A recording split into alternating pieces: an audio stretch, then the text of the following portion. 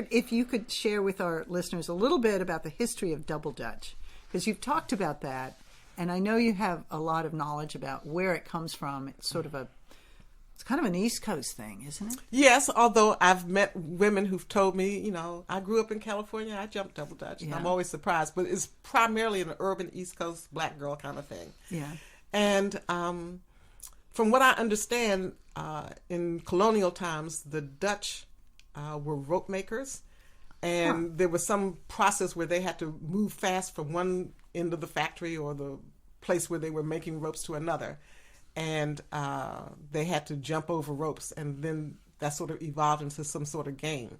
And from what I understand, the British, when they would observe that, would call it double Dutch, and that's a slightly pejorative term. Saying like us saying something confusing. Well, that's Greek to me. So that's they would look at the Dutch and say, "Oh, that's double Dutch. That's crazy people jumping over ropes." Is that right? And I didn't know that. Yeah. Somehow it evolved into a game, and I don't know where the transfer came from Dutch colonials to black girls, but somehow there was a cultural transmogrification. Transmogrification. Yes. Is that a because there is no single Dutch, right, in there? No, the single rope.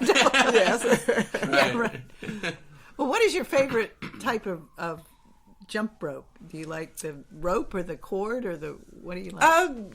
Double Dutch is a lot of fun. It's a little bit more challenging than single. Most people observing who have never done it think it must be really, really hard. But DC Retro Jumpers' claim to fame is that we can teach nearly everybody to jump. It doesn't matter if you've never done it before. It doesn't matter if you're up in age. It doesn't matter if it's been 1,000,000 years since you last were in the rope. We can pretty much get you in. Yeah, well, I've seen... As long as you can still jump. It's like, right. Well, and even if you can't, when we were in Russia, in Moscow, we went to a home for the handicapped, a program for disabled people. And there was a man who had no arms and one leg. Wow. And Coach Robin got him in the rope. Wow.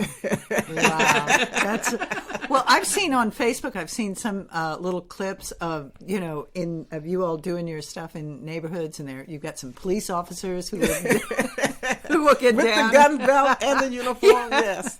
I mean, it's just really, and you've gotten some incredible coverage from some major publications. Am I remembering correctly that you got a? Yeah, we've been in the Washington Post twice. Yeah. We've been in the AARP magazine, and they did a video documentary about it, as well as a lot of other local publications. We've been on television, the ABC affiliate here in Washington, and some smaller cable outlets. There's a retirement living program. This was a few years ago because it was hosted by Walter Cronkite. Oh, wow. Oh, really? Okay.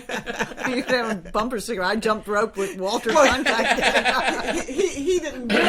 He was the host of the overall program. Right, just a little segment. And that's the way it is. For the full interview, go to creativists.substack.com. This project was supported by the DC Commission on the Arts and Humanities.